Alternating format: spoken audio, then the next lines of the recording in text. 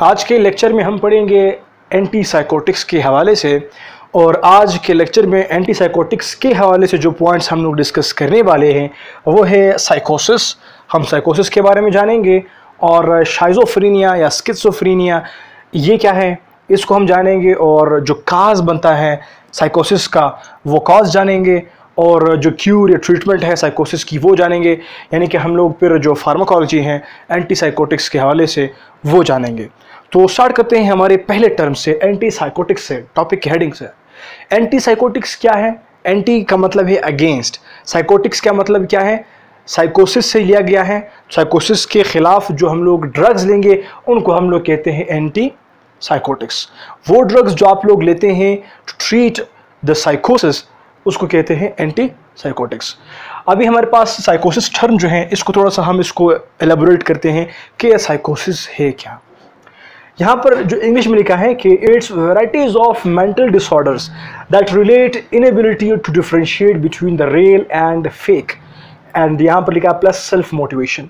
ये एक किस्म के मेंटल डिसऑर्डर्स होते हैं जिसमें से एक बंदा जो है वो डिफरेंशिएट नहीं कर पाता रियल और फेक में, कि रियल क्या है और फेक क्या है, सही और गलत में वो जान पहचान नहीं कर पाता। और साथ में उस शख्स को अपने आप में जो सेल्फ मोटिवेशन की एबिलिटी है वो ख़त्म होनी शुरू हो जाती है। मतलब वो अपने आप को सेल्फ मोटिवेट नहीं कर सकता किसी एक काम को करने में, तो जिसकी वजह से उस शख्स में जो है फिर वो काम सही तरीके से नहीं कर पाता या उसमें उसकी दिलचस्पी नहीं होती। और इसी साइकोटिक्स को डिस्कस करते हुए हमारे पास एक साइकोटिक सिंड्रोम है जिसको बोलते हैं शाइज़ोफ्रेनिया या स्किज़ोफ्रेनिया। आप इसको दोनों तरीकों से प्रोनाउंस कर सकते हैं। ये स्किज़ोफ्रेनिया क्या है। ये स्किज़ोफ्रेनिया जो है ये एक क्रॉनिक साइकोटिक सिंड्रोम है।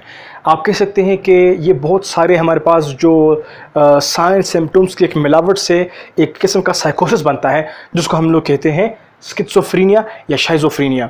इसमें क्या होता है, इसमें एक बंदा जो है वो हेलुसिनेशन, डिल्यूजन, डिसऑर्डर्ड थिंकिंग और स्पीच डिस्टर्बेंस फील करता है। अब ये हेलुसिनेशन क्या होता है, इसमें एक बंदा जो है कहता है कि यार मुझे आवाज़ें सी आ रही है, और वो आवाज़ें फील करता है, सुनता है। मीन जिसको बोलते हैं फॉल्स परसेप्शन, कोई चीज़ है नहीं लेकिन वो कह रहा है कि नहीं मुझे आवाज़ आ रही है। या कभी कभी जब वो अकेला होता है तब उसको आवाज़ें वगैरह जो है वो सुनाई देती हैं। तो ये असल में क्या है, ये हेलुसिनेशन है। और डिल्यूशन क्या होता है, अगर कोई शख्स जो है, सपोज मैं यहाँ पर कर रहा हूँ एक टॉपिक या एक लेक्चर डिलीवर कर रहा हूँ, तो वहाँ पर एक और शख्स भी हैं, तो अगर मैं अपने टॉपिक में अपने लेक्चर में बातें कर रहा हूँ कि ये बीमारी है और ये इस चीज़ के लिए है, अगर मैं सिर्फ उस शख्स की तरफ देखूँ तो फिर वो शख्स कहता है कि यार ये शख्स जो है मेरी तरफ देख रहा है तो मतलब ये बीमारी मुझ में है और ये मेरे हवाले से बोल रहा है। मीन्स एक शख्स जो है वो बातों को पर्सनल लेता है। That's it, simple understanding.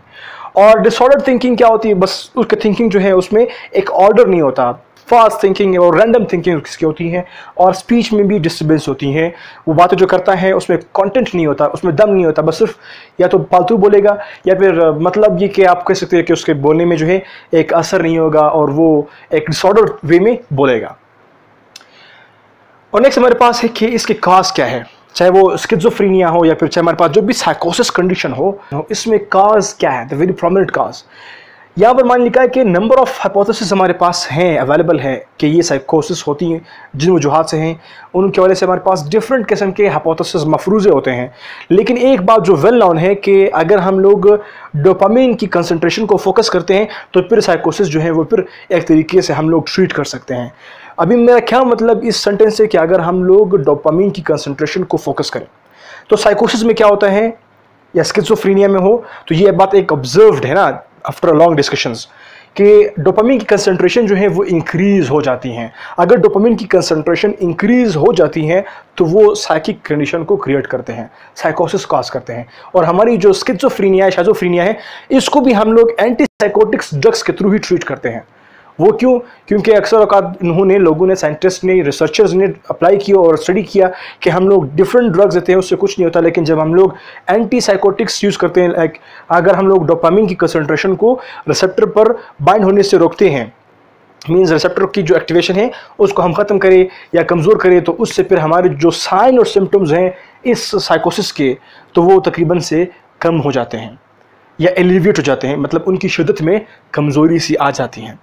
तो यहाँ पर क्यूर और ट्रीटमेंट के हवाले से मैंने लिखा है कि इनकी हमारे पास कोई क्यूर नहीं है, लेकिन हाँ ट्रीटमेंट है। ये एंटीसाइकोटिक्स ड्रग्स जो है हम लोग यूज़ करते हैं to treat the psycho patients. और ये बात तो आप लोग जान गए कि हमारे पास जो है इसकी क्यूर नहीं है। एंटीसाइकोटिक्स सिर्फ ये जो साइन सिम्टम्स है ना, इसमें थोड़ी सी एक नरमी लाते हैं।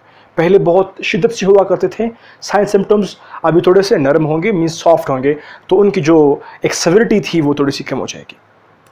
अभी एंटीसाइकोटिक्स को फर्दर स्टडी करते हैं regarding pharmacology point of view. हमारे पास फार्माकोलॉजी में हम लोग एंटीसाइकोटिक्स जो है इसको फर्स्ट जनरेशन और सेकंड जनरेशन में क्लासीफाई करते हैं।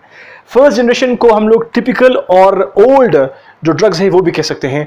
और रिगार्डिंग द टिपिकल एक और बात मुझे जहन में याद आ रही है कि बाज़ औक़ात जब हम लोग ये टिपिकल टर्म यूज़ करते हैं, ये तो एक इसलिए हम यूज़ करते हैं कि ये ओल्ड ड्रग्स होते हैं, दूसरे हम लोग इसलिए यूज़ करते हैं कि इन ड्रग्स के जो हैं जो एक्शंस है वो बहुत स्पेसिफिक है और वेल नाउन है, और साइड एक्शंस जो होते हैं वो भी तकरीबन वेल नाउन होते हैं। तो मतलब ये कि ये तकरीबन स्पेसिफिक ड्रग्स होते हैं, स्पेसिफिक एक्शंस जो करते हैं। और ये बात जहाँ पर मैंने अभी डिस्कस की, ये मैं रिगार्डिंग सेवरल बुक्स की स्टडी के थ्रू आपको बता रहा हूँ। और अभी ये सेकेंड जनरेशन से क्या मतलब है, पहले हम इन जनरेशन टर्म्स को क्लेरिफाई करते हैं, फिर उसके बाद इनके फार्माकोलॉजी की तरफ आते हैं। सेकेंड जनरेशन का मतलब है ये बाद में आते हैं या मॉडर्न है, न्यू वाले हैं, और इसको हम लोग एटिपिकल भी कहते हैं। और अगेन अभी देखो यहाँ पर एटिपिकल के सामने जब आप लोग बुक्स को कंसर्न करोगे वहाँ पर इसके सामने ये बात डिस्कस है कि नॉन स्पेसिफिक इन एक्शन है, क्योंकि इनके हवाले से बात है कि ये जो ड्रग्स हैं ये हम जो लेंगे तो ये हमारे बाकी जो रिसेप्टर्स हैं लाइक एड्रेनर्जिक रिसेप्टर्स हैं, कोलिनर्जिक रिसेप्टर्स हैं, सेरोटोजेनिक रिसेप्टर्स हैं, मतलब सेरोटोनिन के जो रिसेप्टर्स हैं, इन सब पर भी इनके एक्शंस अवेलेबल हैं, इसीलिए इनको एटिपिकल कहते हैं। वहाँ पर पुट करते हैं सेकंड जनरेशन में। Well in short, first generation old थे, सेकंड जनरेशन न्यू है। तो आप जो जानते होंगे जब लोग जनरेशन आप लोग पढ़ते हैं किसी भी चीज़ में, जब न्यू जनरेशन आते हैं तो उसमें उसकी क्वालिटी जो है वो बढ़ती होती हैं और उनमें डिफरेंट टाइप्स के एक्शंस होते हैं वगैरह वगैरह। तो ये बात यहाँ पर क्लियर हो गई regarding typical first generation, atypical second generation. Well अभी फर्स्ट जनरेशन में हमारे पास ड्रग्स होते हैं, उसको हम फर्दर दो में क्लासीफाई करते हैं, लो पोटेंसी और हाई पोटेंसी। लो पोटेंसी में हमारे पास क्या है, क्लोरप्रोमाजीन है, प्रोमाजीन है और प्रोमेथाजीन है एटसेट्रा और भी हैं। और रिगार्डिंग द हाई पोटेंसी जो है हमारे पास वो हेलोपेराडोल है, बेनपेराडोल है, ड्रोपेराडोल है एटसेट्रा। अब यहाँ पर जो कुछ प्रोनाउंसिएशन के हवाले से मिलते जुलते नाम थे वो मैंने उठाए हैं, और भी ड्रग्स हैं लेकिन ये प्रोनाउंसिएशन के हवाले से मिलते जुलते हैं और कॉमनली यूज भी हैं तकरीबन, ये जो फर्स्ट जनरेशन की मैं बात कर रहा हूँ ड्रग्स की। और यहाँ पर जो लफ्ज़ पोटेंसी का मतलब है वो क्या है, लो और हाई पोटेंसी। लो पोटेंसी, हाई पोटेंसी, यहाँ पर इसका ये मतलब है कि ये जो ड्रग्स है ये एफिनिटी की बात कर रहे हैं कि ये लो पोटेंट ड्रग्स हैं, मींस इसकी एफिनिटी बहुत कम है, और ये जो हाई पोटेंट है इसकी एफिनिटी ज़्यादा है, ability to bind with receptor, that's it.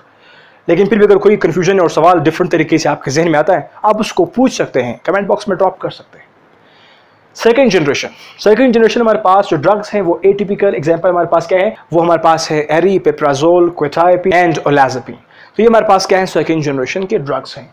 तो इनका भी हम लोग बात जान चुके हैं कि ये नॉन स्पेसिफिक कनेक्शन है, और हमारे जो मोस्ट ऑफ द रिलेशन ये स्पेसिफिक कनेक्शन है।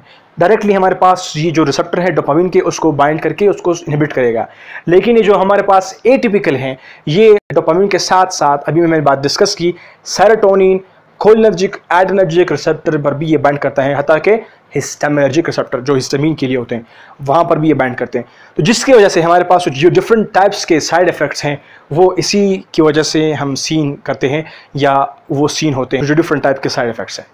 वेल अभी आते हैं हमारे पास towards mechanism of action of antipsychotics.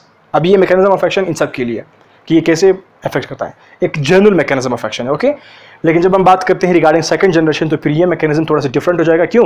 क्योंकि वो जो है डिफरेंट रिसेप्टर्स पर बाइंड करते हैं। वेल एज अ होल क्या होगा, रिगार्डिंग डोपामिन यहाँ से निकलेगा from the pre synaptic neuron. आप लोग जानते हैं प्री सिनेप्टिक न्यूरॉन जहाँ से न्यूरोट्रांसमीटर रिलीज होता है, और यहाँ पर रिसेप्टर होगा जिस पर ये फिर बाइंड करेगा और अपना एक्शन फिर शो करेगा। वेल यहाँ से डोपामिन आएगा, डी आ गया, डोपामिन अपने रिसेप्टर पर बाइंड करेगा, और हमारे पास D1, D2, D3, D4, D5 types के रिसेप्टर्स हैं, और हमारे जितने भी ड्रग्स हैं मोस्टली वो D1, D2 को बाइंड करते हैं। और अगर मैं बहुत स्पेसिफिकली बात करूं, हमारे एंटीसाइकोटिक्स जो है वो बात करते हैं, बाइंड करते हैं D2 रिसेप्टर को डोपामिन के। That's it, very simple. तो डोपामिन अगर के D2 रिसेप्टर को, मोर स्पेसिफिक मैंने बात की D2, ये इस पर बाइंड करके क्या करेगा, अपना एक्शन शो करेगा। रिगार्डिंग अगर हम बात करें साइकोसिस की, तो जब इनकी कंसंट्रेशन ज़्यादा होगी या फिर ये बार बार स्टिमुलेट करेंगे अपने स्पेसिफिक पर्टिकुलर रिक्वायर्ड रिसेप्टर को, D2 रिसेप्टर को, तो उस पर क्या होगा, साइकोसिस के कंडीशन होंगे, साइन एंड सिम्टम्स आएंगे। और अगर हम लोग ये साइन और सिम्टम्स देखें, अगर हम बात करें स्किज़ोफ्रीनिया की या शिज़ोफ्रीनिया की, अगर हमारे पास ये साइन और सिम्टम्स आएंगे तो फिर हम लोग क्या करेंगे, we will go through antipsychotics to treat that patient.